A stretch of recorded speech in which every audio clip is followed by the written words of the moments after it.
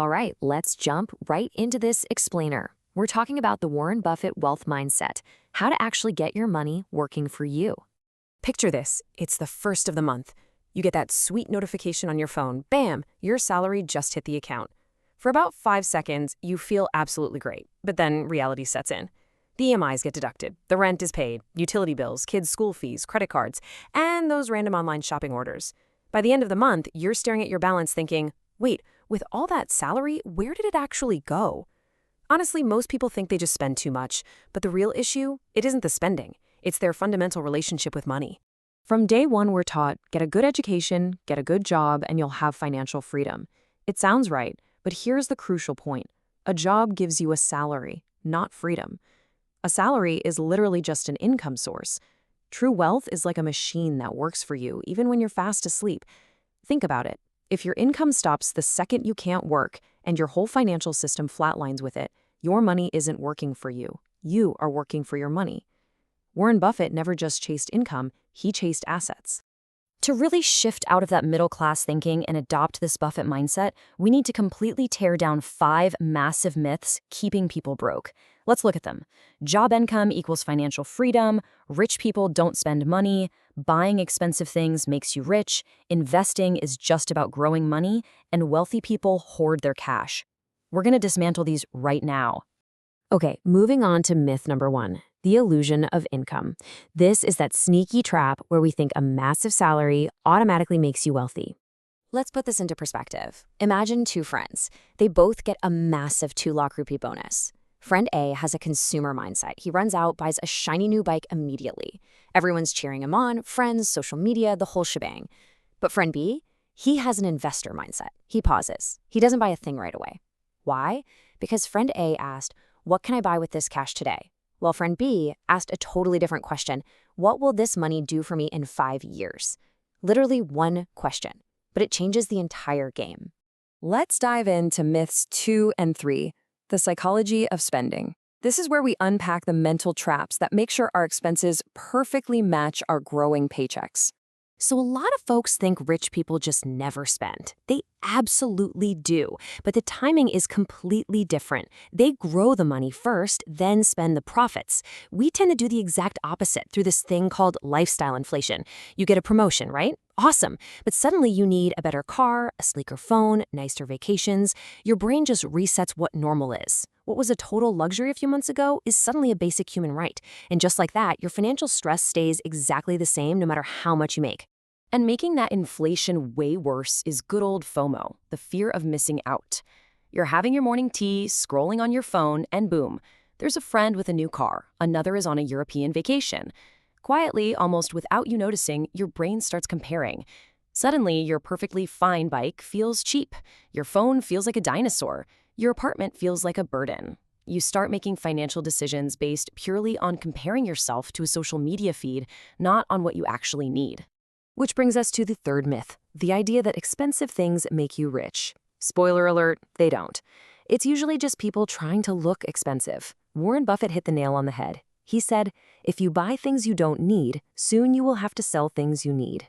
This guy lived super modestly despite being a billionaire because he got it. True wealth means you literally don't have to prove anything to anyone. Showing off wealth is the complete opposite of building it. To see this in action, let's look at a 5 lakh rupee choice. It all boils down to time horizons. Do you drop a down payment on a new car today, or do you invest in an asset so it can buy you the car outright later? So why is that second option so impossibly hard for us? It's a little thing called present bias. Our brains are hardwired to crave a small reward right this second over a massive reward later on. We severely discount the future.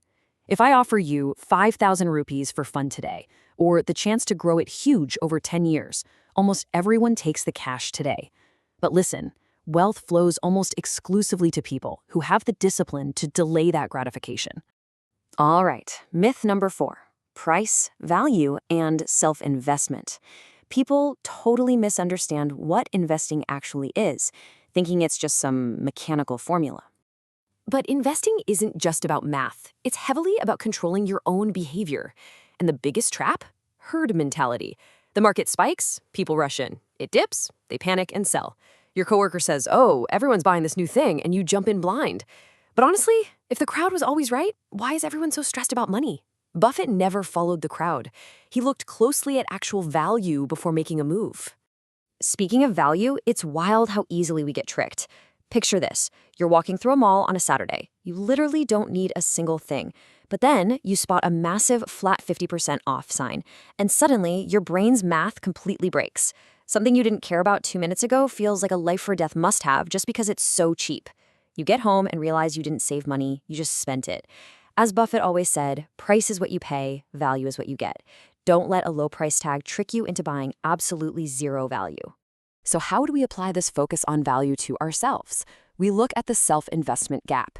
Think of person A as the spender. They bleed hundreds of rupees every month on random subscriptions they forgot about and impulse online orders.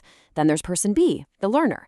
They take that exact same cash and buy books, upgrade their skills, and gain financial knowledge. Person A gets a quick hit of fun. Person B feels nothing right away. But fast forward 5 years, person A's income hasn't budged. Person B's earning capacity has completely transformed. Wealth is made in the mind first. Money spent on skills is the ultimate investment for your future earning machine. The main villain stopping you from being person B? Instant gratification. We live in a world where you can learn incredibly valuable skills, like video editing or coding, super fast. But people quit. Why? Because they demand instant results. They think, I worked hard today, I should get paid tomorrow.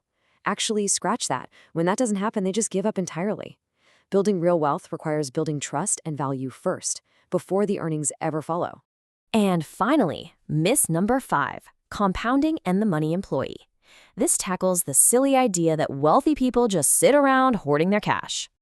They definitely don't hoard it, they deploy it strategically.